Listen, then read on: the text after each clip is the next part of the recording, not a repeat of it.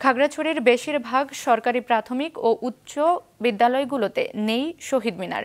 এ তালিকায় রয়েছে জেলার ৫৩২টি প্রাথমিক ও ৭২টি সরকারি উচ্চ বিদ্যালয়। কানন আচার্যের তথ্য ছবি নিয়ে ডেস্ক রিপোর্ট।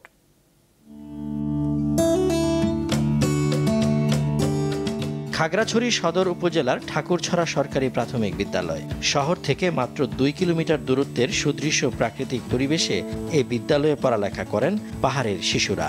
বিদ্যালয়ে অনেক কিছু থাকলেও নেই বায়ান্নের ভাষা আন্দোলনের স্মৃতির মিনার। যদি আমাদের এখানে একটি সরকারি শহীদ মিনার থাকতো তাহলে খুব ভালো হতো। আমাদের স্কুলে যেন একটি বড় শহীদ মিনার তৈরি হয়। জেলার ৫৯৩টি সরকারি প্রাথমিক বিদ্যালয়ের মধ্যে শহীদ মিনার রয়েছে মাত্র ৬১টিতে। একই অবস্থা সরকারি উচ্চ বিদ্যালয়গুলোরও। ১৩২টি বিদ্যালয়ের মধ্যে রয়েছে ৬০টিতে।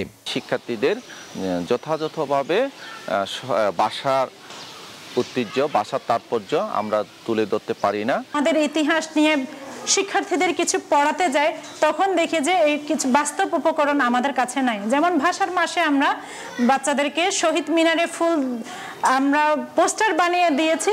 ভাষা আন্দোলন নিয়ে আমি যখন ক্লাস করি আমার বাচ্চাদের, তখন ওরা শহীদ মিনার দেখতে চায়।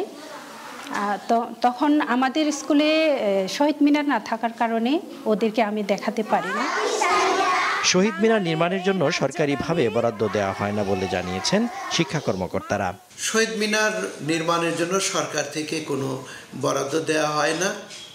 এটি সাধারণত স্থানীয়ভাবে নির্বাচিত জনপ্রতিনিধিদের কাছ থেকে শিক্ষা প্রতিষ্ঠানদের আবেদনের মাধ্যমে বরাদ্দ নিতে হয়। সরকার আমাদের স্কুলগুলোতে স্কুল বিল্ডিং দিচ্ছে, খুব সুন্দর বিল্ডিং, বাউন্ডারি, সুন্দর সুদৃশ্য গেট, এগুলো সবই হচ্ছে। এর সঙ্গে যদি সদাশয় সরকার আমাদের স্কুল বিল্ডিংয়ের সঙ্গে শহীদ মিনারের একটু বরাদ্দ দেন, সেই সঙ্গে আমাদের যে 3 প্রকার ডিজাইন আছে এই ডিজাইন অনুযায়ী শহীদ মিনার নির্মাণ করেন, তাহলে আমাদের শিক্ষার্থীরা সকল স্কুল শহীদ মিনার পাবে। শিক্ষা প্রতিষ্ঠানের প্রধান শিক্ষকের মাধ্যমে স্থানীয় উদ্যোগেই শহীদ মিনার নির্মাণের কথা জানান কর্মকর্তারা। মাছরাঙা নিউজ ডেস্ক।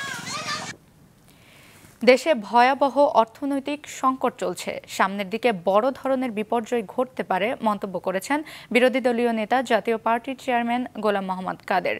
দুপুর 12:30টায় রংপুর সার্কিট হাউসে সাংবাদিকদের তিনি এসব কথা বলেন। এ সময় তিনি আরও বলেন, সম্প্রতি ডোনাল্ড লু সফরে এসে বলল আমেরিকান অনেক কোম্পানি এখনও বিনিয়োগ করছে, কিন্তু তারা লাভ নিয়ে যেতে পারছে না। এসব কারণে এদেশে কেউ আর বিনিয়োগ করতে চাইবে না। তিনি বলেন, দেশে বিদ্যুৎ আর গ্যাসে লুটপাট হয়েছে, বিদেশে প্রচুর টাকা পাচার হয়েছে, যার কারণে আজকের এই অবস্থা।